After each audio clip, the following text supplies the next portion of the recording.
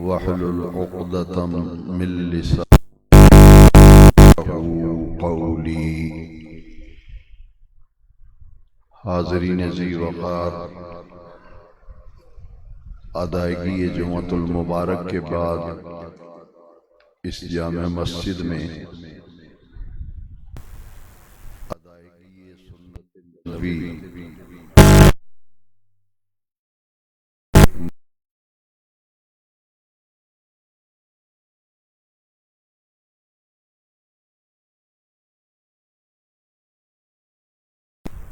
بڑی خوش نصیبی ہے کہ نبی کریم صلی اللہ علیہ وسلم کی ہے اعلنوا ھذا النکاح واجعلوہ فی المساجد۔ نبی کریم صلی اللہ علیہ وسلم نے فرمایا کہ نکاح کا اعلان عام کیا کرو اور نکاح مسجدوں میں منعقد کیا کرو، چونکہ نکاح کرنا حضور کی سنت ہے۔ النکاح من سنتی، نکاح کرنا میری سنت میں سے ہے۔ فمن رغب عن سنتی فلیس منی، جس نے میری سنت سے منہ موڑا، میری سنت سے منہ پھیرا، میری سنت سے اعراض کیا، فلیس منی، میرا اس سے کوئی تعلق نہیں۔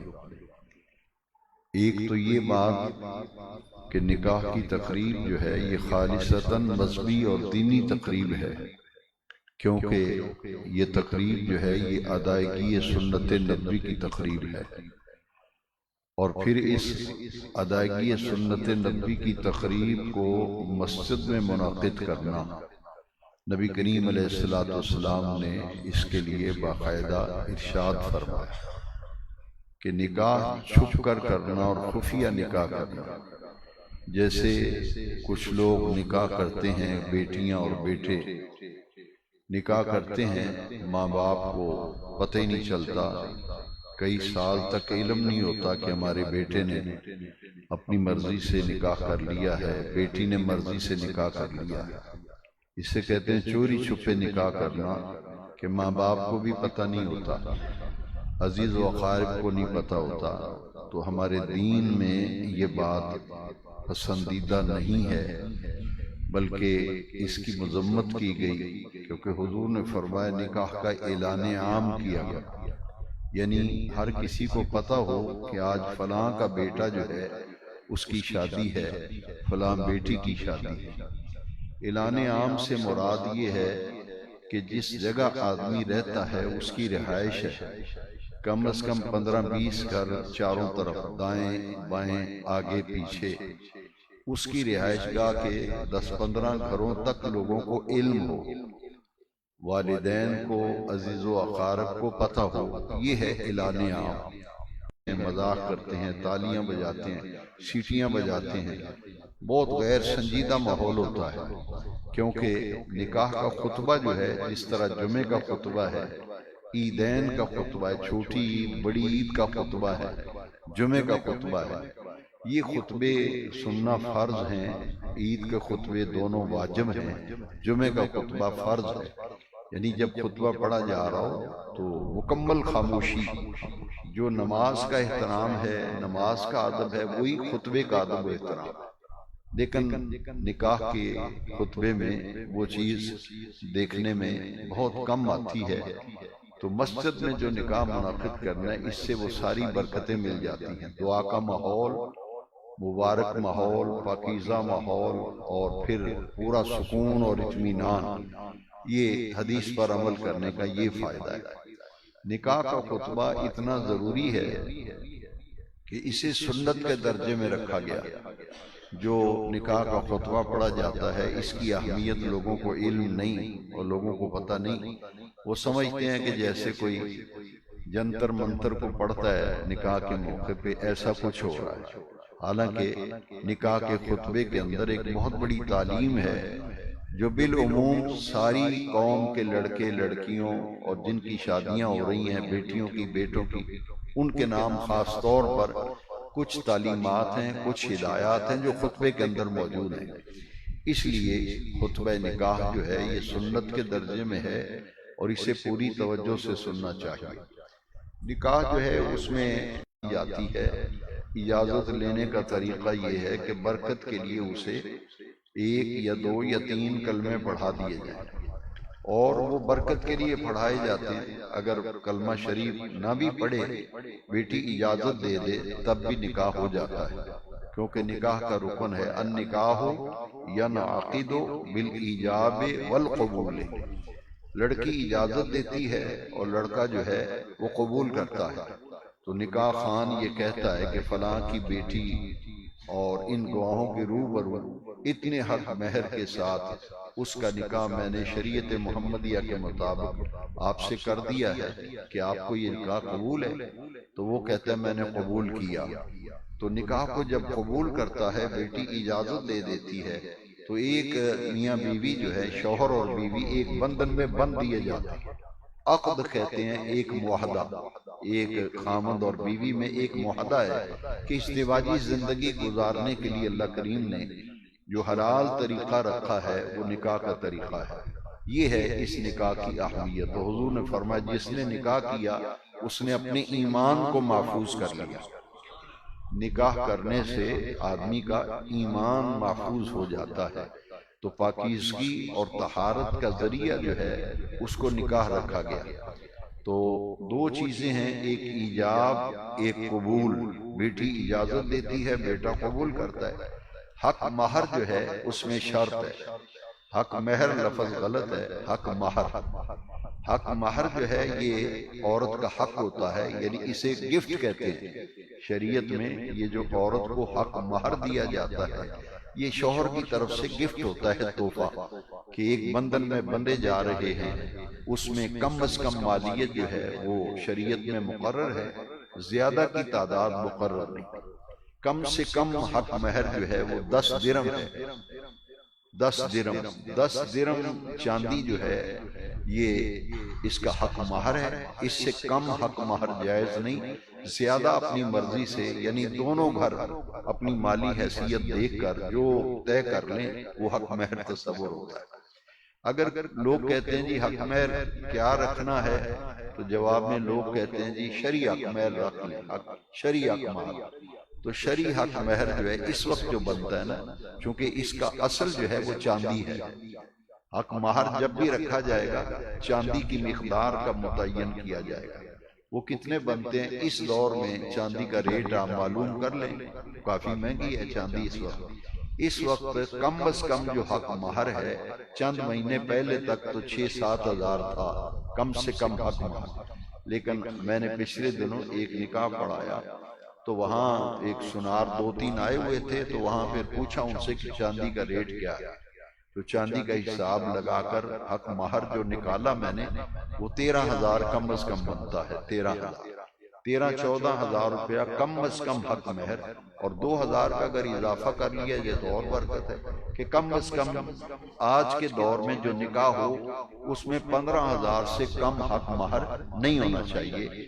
اپنا زیادہ اپنی خوشی سے آدمی جو رکھا۔ بعض لوگ زیورات لکھواتے ہیں، مثلا شوہر والے بیٹی کو جو زیور ڈالتے ہیں وہ کہتے ہیں یہ ہماری طرف سے گفٹ ہے، یعنی وہ حق مہر گفٹ ہوتا ہے جو ایک خوشی کا موقع ہے، اور اپنی بیوی کی خوشنودی کے لیے اسے آپ زیور کی صورت میں دے سکتے ہیں، پیسوں کی صورت میں دے سکتے ہیں، اور کوئی قیمتی شے بھی آپ دے سکتے ہیں۔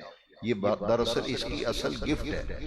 نکاح مہر، حق مہر اور 2 گواہ اور ایجاب و قبول، اس کا نام ہے نکاح۔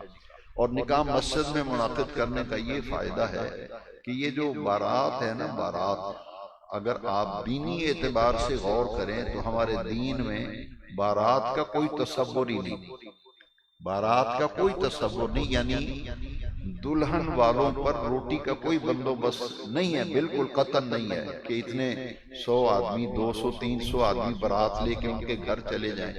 یہ دین کے مزاج کے خلاف ہے، بلکہ دین کے اندر کیا ہے؟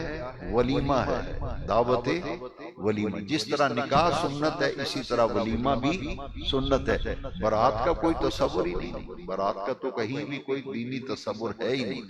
یہ ہے خیر و عافیت سے نکاح بھی ہو گیا، رخصتی بھی ہوگی، بیٹی گھر میں آئی اور رات بھی گزر گئی، اسے کہتے ہیں شب زفاف۔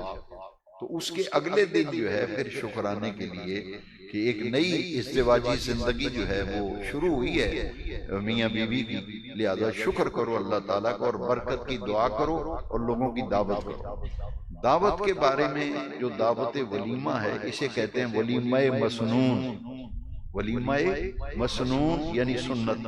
اور نبی کریم صلی اللہ علیہ وسلم نے فرمایا کہ سب سے برا ولیمہ بے سوز ضیافہ، یعنی سب سے بری دعوت ولیمے کی وہ ہے جس میں غریبوں کو نظر انداز کیا جائے، غریبوں مسکینوں کو نظر انداز کیا جائے، امیر لوگوں کو بلایا جائے اور غریب لوگ جو جنہیں ہم کہتے ہیں جی وہ مالی لحاظ سے ماڑا بندہ ہے، اسے اس لیے برادری کا ہو یا دوستوں میں سے اس لیے نہ بلانا کہ وہ غریب آدمی ہے، کیا کرے گا، کیا نظر کیا دے گا، سلامی کیا دے گا، کیا تو تحفہ کیا دے گا ہمیں، وہ تو خود غریب ہے۔ یعنی غریبوں کو نظر انداز کرنا نبی پاک نے فرمایا سب سے برا ولیمہ وہ ہے۔ اس کا ایک طریقہ بزرگوں نے کتابوں میں لکھا ہے کہ آپ ایسا کریں کہ جب ولیمہ ہے نا بیٹے کا، ایک دیگ یا دو حسب توفیق، یعنی اس میں کم و زیادہ کا تعین نہیں، یہ آپ کی خوشی کی بات ہے، آسانی سے ایک کم از کم ایک دیگ ایسی پکوائیں کہ ایک دیگ کا کھانا آپ غریبوں کو ولیمے میں نہیں بلایا تو ان کے گھروں میں کھانا بھیج دیں، ان کے گھروں میں کھانا بھیج دیں، مساکین کے گھروں میں، بیوہ عورتیں محلے میں دیکھ لیں، یتیم بچے اور غریب لوگ جو مشکل سے گزارا کرتے ہیں ان کو بھی کھانا بھیجنا چاہیے ولیمے کا۔ اصل میں یہ ہے۔ اب میں آخر میں یہ عرض کروں گا کہ نکاح کا جو خطبہ ہے نا اس کو ذرا سمجھنا ہے کہ اس میں 3 آیتیں ہیں جو نبی کریم علیہ السلام خطبے کے اندر صرف 3 آیتیں پڑھتے تھے۔ جب بھی حضور نے نکاح پڑھایا حضور نے یہی 3 آیتیں پڑھی یہ خطبہ نکاح کے اندر، اور تینوں کے اندر جو قدر مشترک ہے وہ تقوی ہے۔ تینوں آیتوں کے اندر تقوی ہے۔ یا ایھا الذین آمنوا اتقوا اللہ حق تقاتہ ولا تموتن الا وانتم مسلمون، اے ایمان والو اللہ کا تقوی اختیار کرو اور اللہ سے ایسے ڈرو جیسے ڈرنے کا حق ہے، اور تمہیں موت آئے تو اسلام کی حالت میں موت آئے۔ اب یہ آیت جب نازل ہوئی تو صحابہ کرام کانپ گئے اور عرض کی یا رسول اللہ اس آیت میں حکم ہے کہ اللہ سے ڈرو جیسا کہ اللہ سے ڈرنے کا حق ہے۔ تو انہوں نے کہا حضور حق تو کون ادا کر سکے گا، جیسے ڈرنے کا حق ہے تو کوئی ادا نہیں کر سکتا۔ تو فرمایا حکم تو یہی ہے کہ جتنا ڈرنا ہے کوشش کرو حق ادا کرو ڈرنے کا۔ لیکن پھر دوسری آیت کریمہ نازل ہوئی اتقوا اللہ ما استطعتم، ان کا جواب آیا آیت کے اندر کہ جتنا ڈر سکتے ہو اتنا تو ڈرو نا، باقی معاملہ اللہ پہ چھوڑو، جتنا ڈر سکتے ہو اتنا ڈرو۔ یہ کس معاملے میں ڈرنے کا حکم ہے کہ میاں بیوی ایک نئی زندگی شروع ہو رہی ہے، دیکھنا ایک دوسرے کے حقوق میں ڈنڈی نہ مارنا، یہ ہے اصل میں۔ نکاح میں اس لیے پڑھا گیا کہ مرد و عورت پر ذمہ داریاں عائد ہو گئیں نکاح پڑھنے سے، ایک رشتہ قائم ہو گیا میاں بیوی کا۔ اب ایک دوسرے کے کچھ حقوق ہیں، کچھ فرائض ہیں، کچھ ذمہ داریاں ہیں، تو ان حقوق و فرائض و ذمہ داریوں میں اللہ سے ڈرتے رہنا کہ ناانصافی نہ ہو جائے، کہیں کسی سے زیادتی نہ ہو جائے، اس چیز سے ڈرتے رہنا۔ اب دوسری آیت حضور نے پڑھی یا ایھا الناس اتقوا ربکم الذی خلقکم من نفس واحدہ وخلق منها زوجها وبث منهما رجالا كثيرا ونساء واتقوا الله الذي تساءلون به والارحام ان الله كان عليكم رقيبا۔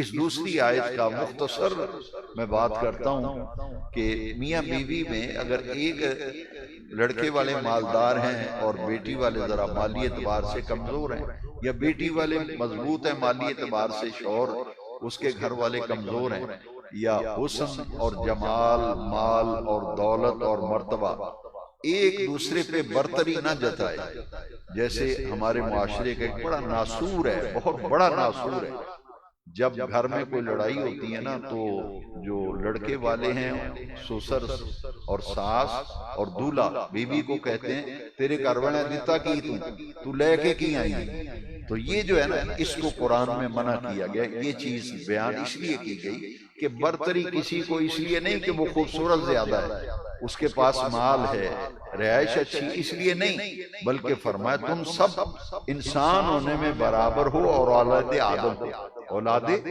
آدم ہو، وہ بھی اولاد آدم، تم بھی اولاد آدم۔ ہاں برتری اگر ہے تو اس کی ایک ہی شک ہے، ان اکرمکم عند اللہ اتقاکم، میاں بیوی میں سے جس کے اندر تقوی زیادہ ہوگا اللہ کے نزدیک اس کی عزت زیادہ ہوگی۔ یہ آیت حضور نے اس لیے تلاوت کی۔ اور خاندان اور قبیلہ کہ ایک خاندان ذرا اونچا ہے، جیسے سید ہے، جتنے بھی خاندان ہیں برادری ہیں ان میں سب سے اونچی ذات جو ہے وہ سید کی ہے، کیونکہ حضور نے فرمایا کہ دنیا میں جتنے بھی نسب ہیں ان میں سے سب سے اعلیٰ نسب جو ہے وہ میرا نسب ہے، یعنی سادات بطور قوم اور ذات جو سید ہیں وہ اعلیٰ نسب ہے۔ اسی طرح ہمارے ہاں کچھ یہ ذات پات کے جو تقسیم ہے، اللہ کے نبی فرمایا یہ فضیلت والی بات نہیں کہ تمہارا کس خاندان سے تعلق ہے، قبیلے سے، بلکہ تقوی دیکھا جائے گا، تقوی کس کے پاس ہے۔ باقی یہ قبیلے برادریاں یہ اس لیے ہیں شعوباً و قبائل لتعارفوا، یہ تمہارے تعارف کے لیے ہیں، صرف پہچان کے لیے ہیں، ورنہ یہ قابل فخر بات نہیں ہے۔ قابل فخر قابل عزت بات تو تقوی ہے۔ یہ آیت تھی۔ تیسری آیت بڑی اہم ہے جو خطبہ نکاح میں پڑھنے کی خاص وجہ ہے۔ ہمارے گھروں میں جب بھی تنازع ہوتا ہے وہ زبان کی وجہ سے، خامن زبان درازی کرے یا بیوی زبان درازی کرے، اس سے کام بگڑتا ہے نا، ایک اگر سنائے دوسرا 10 سنائے۔ اس لیے نکاح کے خطبے میں حضور نے اسے بطور خاص تلاوت کیا، یا ایھا الذین آمنوا اتقوا اللہ وقولوا قولا سدیدا، اے ایمان والو اللہ کا تقوی اختیار کرو اور جب بھی بات کرو تو سیدھی بات کیا کرو۔ اسے کہتے ہیں قول سدید۔ قول سدید جب بھی بات کرو سیدھی بات کرو، جھوٹ نہ ہو بات میں، چغلی نہ ہو، غیبت نہ ہو، اور اس کو مرچ مسالہ لگا کے بات کو نہ کرو، جتنی بات ہے اتنی کرو، نہ بڑھاؤ نہ کم کرو، سیدھی بات کرو اور بات کو الجھا کر نہ کرو۔ اتقوا اللہ وقولوا قولا سدیدا، سیدھی بات۔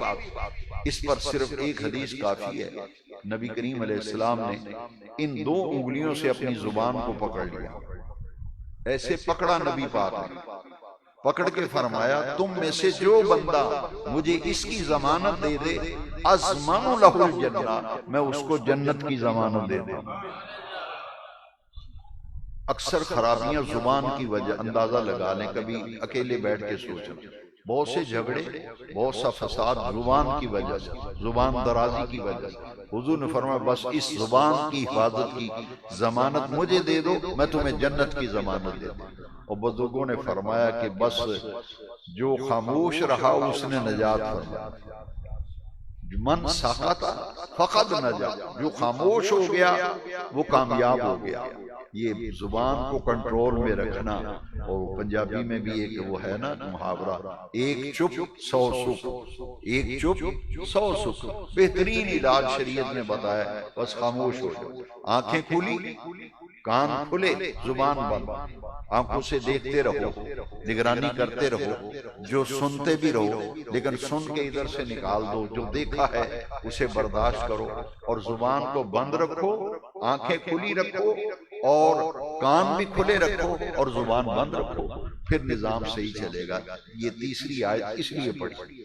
اب 2 حدیثیں ہیں نکاح کے اندر، وہ کیا ہے جو حضور پڑھتے تھے، النکاح من سنتی، بہت بڑی بات ہے کہ یہ شادی جو ہے، میں اس لیے زور دیتا ہوں، یہ دینی تقریب ہے، اسے دین کے مطابق کرنا چاہیے۔ فرمایا النکاح من سنت، نکاح کرنا میری سنت ہے۔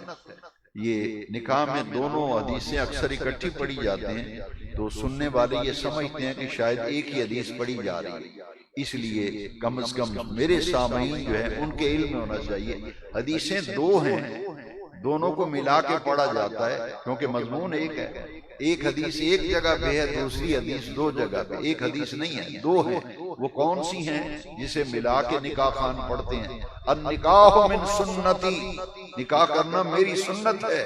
دوسری حدیث ہے فمن راغب عن سنتی فلیس منی، جس نے میری سنت سے منہ موڑا اس سے میرا کوئی تعلق نہیں. یہ دو حدیثیں ملا.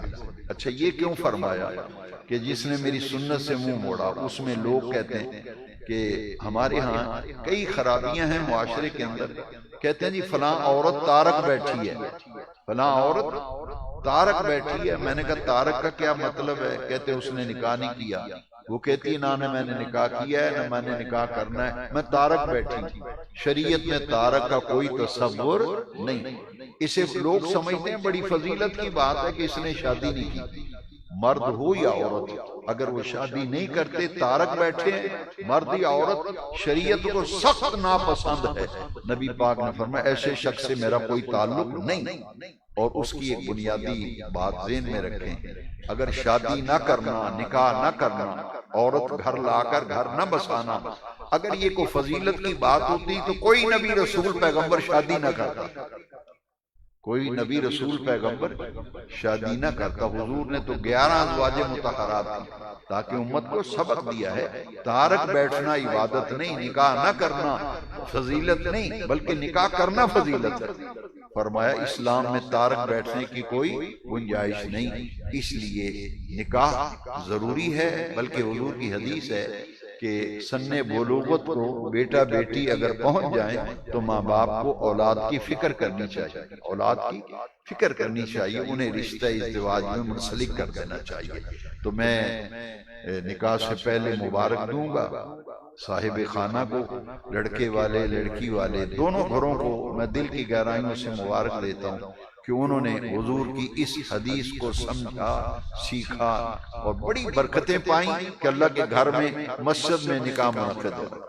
اگر شرعی طور پر دین پر چلتے ہوئے نکاح کریں تو کوئی خرچہ ہوتا ہی نہیں، خرچہ ہوتا ہی نہیں. یہ آئے ہیں نکاح پڑھ کے بیٹی کو رخصت کر دیں گے، کون سا خرچہ ہو؟ باقی رہ گیا کھانے کی دعوت. وہ کن کے ذمے ہے؟ وہ دولہا والوں. وہ ہے ولیمہ مسنون، نکاح مسنون اور ولیمہ مسنون. اللہ تعالیٰ ہمیں دین سمجھنے کی توفیق عطا فرمائے.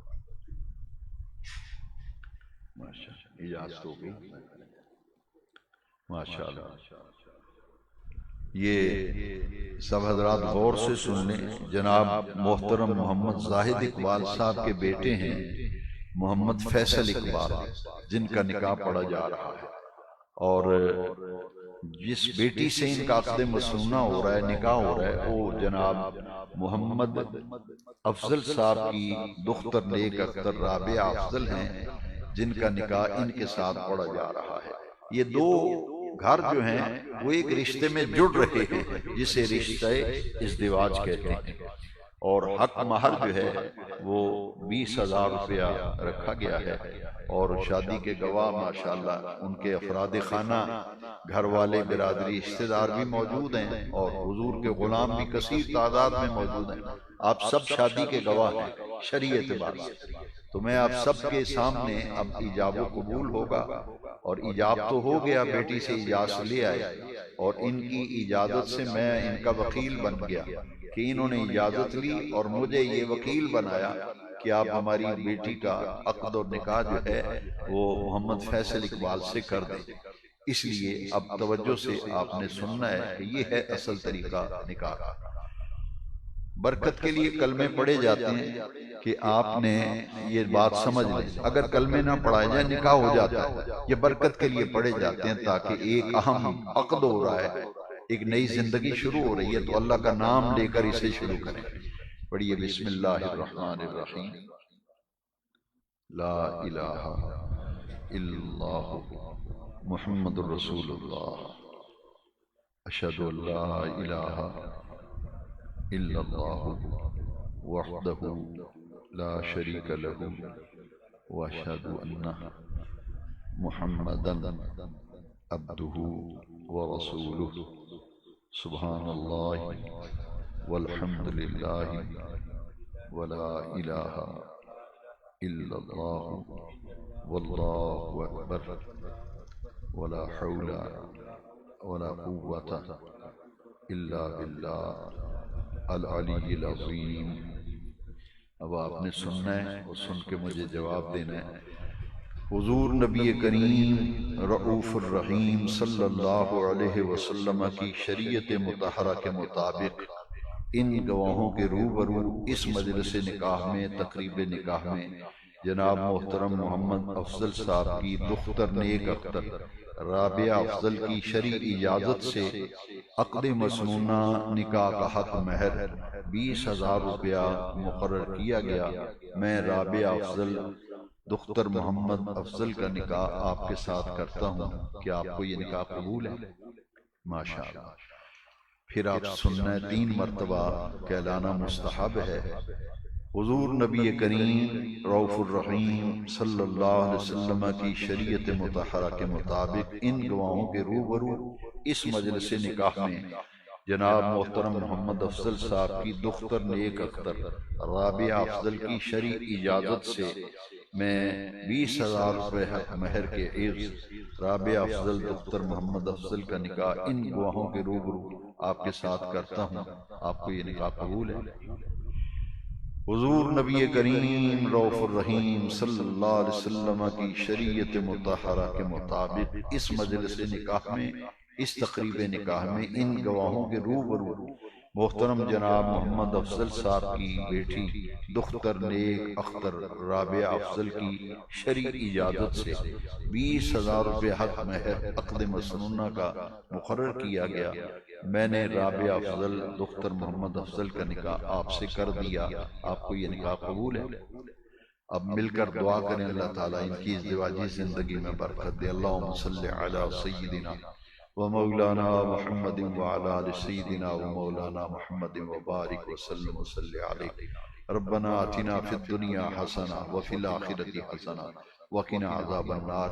اے رب کریم اس ایجاب و قبول میں برکت فرما، طرفین زوجین کو خوشگوار ازدواجی زندگی بسر کرنے کی توفیق عطا فرما۔ والدین نے اپنا فرض ادا کیا، ان کی فرض کی ادائیگی کو قبول فرما۔ بیٹے بیٹی کو گھر کی خوشیاں دیکھنا نصیب فرما۔ اللہ عنہ اللہم الف بینہما کما الفت بین سیدنا علی المرتضی کرم اللہ تعالی وجہ کریم و سیدتنا فاطمۃ الزہرا سلام اللہ علیہا۔ ربنا تقبل دعا وصلی اللہ علی النبی الامین الکریم وعلی آلہ وصحبہ اجمعین۔ نکاح تو منعقد ہو گیا، دعا بھی ہو گئی، اب خطبہ پڑھا جائے گا، کیونکہ نکاح جس طریقے سے ہے ایجاب و قبول، گواہوں کی شرط اور حق مہر وہ تو مکمل ہو گیا۔ اب وہ عمل میں دعا کے بعد اس لیے کر رہا ہوں تاکہ آپ مسئلہ سمجھ لیں کہ یہ خطبہ سننا سنت ہے، جمعہ کا خطبہ فرض ہے، چھوٹی اور بڑی عید کا خطبہ واجب ہے۔ یہ آپ نے صرف خطبہ سننا ہے، اس کا جو مفہوم و مطلب ہے آپ کو میں نے پہلے سنا دیا۔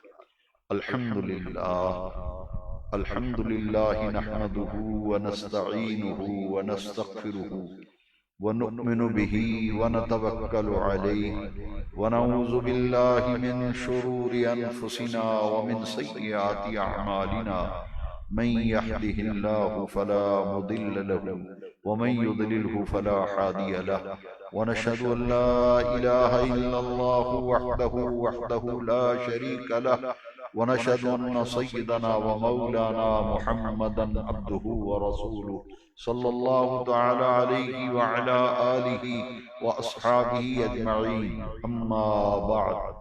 أعوذ بالله من الشيطان الرجيم، بسم الله الرحمن الرحيم۔ يا أيها الذين آمنوا اتقوا الله حق تقاته ولا تموتن إلا وأنتم مسلمون۔ وقال تبارك وتعالى في القرآن المجيد في مقام آخر: يا أيها الناس اتقوا ربكم الذي خلقكم من نفس واحدة وخلق منها زوجها وبث منهما رجالا كثيرا ونساء واتقوا الله الذي تساءلون به والأرحام إن الله كان عليكم رقيبا. وقال تبارك وتعالى في القرآن المجيد: يا أيها الذين آمنوا اتقوا الله وقولوا قولا سديدا يصلح لكم أعمالكم ويغفر لكم ذنوبكم ومن يطع الله ورسوله فقد فاز فوزا عظيما. وقال النبي صلى الله عليه وسلم: النكاح من سنتي. وقال عليه السلام: فمن رغب عن سنتي فليس مني. ثم قال النبي صلى الله عليه وسلم: اعلنوا هذا النكاح واجعلوه في المساجد. سبحان ربك رب العزة عما يصفون وسلام على المرسلين والحمد لله رب العالمين. اللهم ربنا تقبل منا إنك أنت السميع العليم وتب علينا إنك أنت التواب الرحيم. وصلى الله تعالى على حبيبه سيدنا ومولانا محمد وعلى آله وأصحابه أجمعين برحمتك يا أرحم. ما شاء اللہ، مبارک ہو، اللہ برکت.